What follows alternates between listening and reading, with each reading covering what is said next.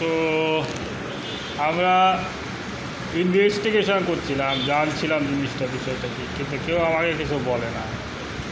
পরে দেখলাম যে কিছু পরে বুঝলাম জিনিসটা যে কিছু মানুষ যারা সন্ত্রাসী গোছের লোক বা তাদেরই বানানো কিছু লোক ছোট বাচ্চাদের থ্রেট দিচ্ছে।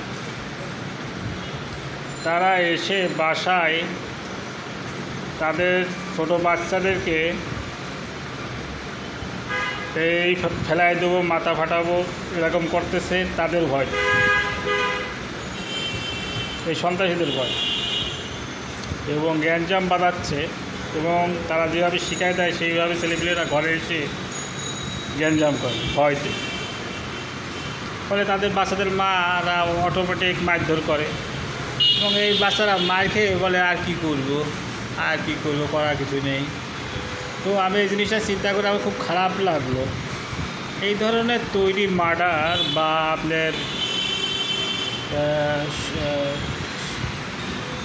আপনার যে জিনিসটা বলা হয় যে আসলে সাম্প্রদায়িকতা, লেলিহান শিখা থেকে আমাদেরকে কীভাবে মুক্তি পাওয়া যায় সেই জিনিসটা আমরা চিন্তা করছিলাম। দেখা যাক, আরও ভালো ভিডিও বানাবো, সুন্দর ইনফরমেশন আপনাদেরকে দিব। এই জিনিসগুলো থেকে আমরা কীভাবে রেহাই পেতে পারি, এই আসলে সেই জিনিসটা ইনভেস্টিগেশন আরও সুন্দরভাবে করা উচিত। দেখা যাক, পরবর্তী আরও সুন্দর ভিডিও নিয়ে আসবো।